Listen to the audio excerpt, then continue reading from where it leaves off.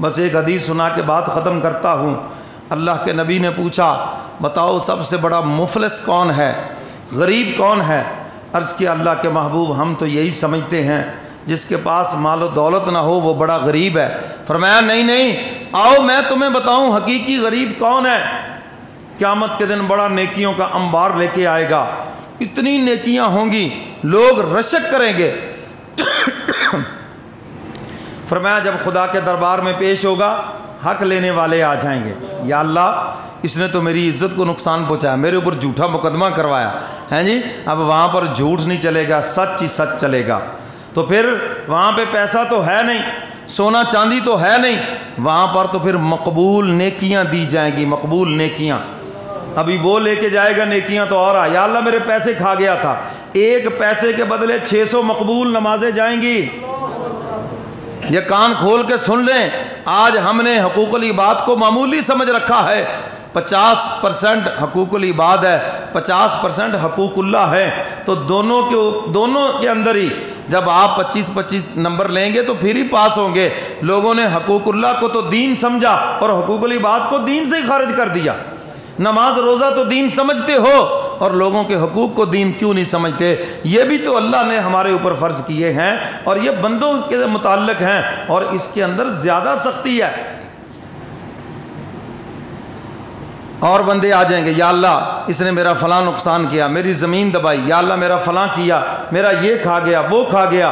فرمایا کہ اس کے نیکیوں کے ڈھیر سے نیکیاں لے لے کے اس کو دے دی جائیں گی، یہاں تک کہ حق لینے والے کھڑے ہوں گے اور اس کی نیکیاں ختم ہو جائیں گی۔ اب ہوگا کیا؟ اب ان لوگوں کے گناہ اس کے کھاتے میں ڈالے جائیں گے جن کے ساتھ تو زیادتیاں کر کے آیا۔ لکھا ہے جتنا بڑا نیکیوں کا ڈھیر تھا اس سے بڑا ڈھیر گناہوں کا ہو جائے گا۔ اللہ کے نبی فرماتے سب سے بڑا مفلس یہ ہے، سب سے بڑا غریب یہ ہے، نیکیاں تو لے کے آیا لیکن لوگوں کے حقوق ضائع کر کے آیا، تو ساری نیکیاں لوگوں کے حقوق ادا کرنے میں چلی گئیں۔ آج یہ حقوق یہاں پہ ادا کر دیں، کسی کی زمین دبائی یا واپس کر دیں، پیسہ دبایا واپس کر دیں، کسی کے مال پہ قبضہ کیا ہے۔ ہمارے یہ ذمہ دار جو حضرات ہیں نا یہ چوری کا پانی بھی بڑا لگاتے ہیں، یہ بھی کان کھول کے سن لیں۔ تو بھائی یہ بھی چوری ہے تو ان سے یا تو معافی مانگے یا اس کے پیسے ادا کریں۔ کوئی کسی کی فصل کاٹ کے لے گیا، چارہ کاٹ کے لے گیا، کوئی کچھ کر کے لے، بھائی یہ سارے کے سارے حقوق العباد ہیں۔ یہ روڈ سے ٹرالی گزرتی ہے، اس کے اوپر گنے لدے ہوئے جیسے تمہارے باپ کا مال ہے اور اس کو کھینچ کے کھا رہے ہو، یہ قیامت کے دن جواب دینا پڑے گا بھائی۔ سبزی منڈی میں جا کے دیکھو فروٹ پڑا ہے، اٹھا کے کوئی سیب کھا رہا ہے، کوئی کچھ کھا رہا ہے، اس کے غریب کے دل پہ چھریاں چل رہی ہیں جو پتہ نہیں بیچارہ کہاں سے لے کے آیا۔ تو یہ سارے کے سارے حقوق العباد ہیں۔ کیوں جی بات سمجھ آ رہی؟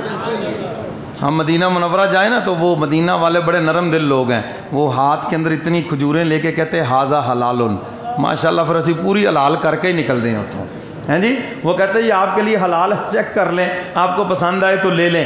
اگر تو دکاندار آپ کو اپنی مرضی سے کھلائے پھر تو جائز ہے، اور اگر آپ زبردستی لیں گے تو یہ ظلم ہے اور اس کا جواب دینا پڑے گا۔ میرے محترم سامعین، آج جب احساس ہوا کہاں وہ ٹرالی کا مالک ڈھونڈو گے ہیں جی، ایکسیڈنٹ ہو جائے توبہ نعوذ باللہ، جہاں ان کو اپنی جان کی فکر ہے مال کی بھی فکر ہے۔ کھانے پینے کی چیزیں لوگ اٹھا کے لے گئے، ان کی جیبیں خالی کر گئے، پیسہ اٹھا کے لے گئے، عورتوں کے زیورات اتار کے لے گئے۔ یہ پاکستان اسلام کے نام پہ بننے والا ملک ہے اور ہماری اخلاقی حالت یہ ہے۔ باتیں سن لو جس سے وہ کہتا ہے جیسے سارا اسلام کا ٹھیکیدار میں ہی ہوں اور ہمارے معاملات کی یہ حالت ظاہر ہے۔ تو بھائی اس کے بدلے مقبول نیکیاں دینی پڑیں گی۔ آپ کے حج جائیں گے، آپ کے عمرے جائیں گے، آپ کی نمازیں جائیں گی، آپ کے روزے جائیں گے، آپ کے صدقہ خیرات جائیں گے، اور وہاں جا کے ہاتھ ملو گے ہائے کٹھا تو اتنا کر کے لائے تھے لیکن لوگوں کے حقوق غصب کیے اور اس کے بدلے ساری نیکیاں تو وہ لوگ لے گئے۔ تو اس لیے میرے محترم سامعین، یہ حقوق العباد کا مسئلہ بڑا سنگین ہے جس کو ہم نے دین سے خارج کر دیا۔ تو یہ جب تک صاحب حق کو آپ ادا نہ کریں یا آپ اس سے معافی نہ مانگے، یاد رکھو یہ حقوق معاف نہیں ہوں گے۔ قیامت کے دن ان چیزوں کا حساب ہونا ہے۔ تو میرے محترم سامعین، رمضان کے اس مہینے کے اندر اللہ سے معافی مانگ لو، اللہ کی مخلوق سے ظلم کیا ہے، خدا کے لیے ابھی وقت ہے، ان سے معافی مانگ لو۔ اللہ مجھے اور آپ کو قرآن و سنت پہ عمل کی توفیق عطا فرمائے۔ وآخر دعوانا ان الحمدللہ۔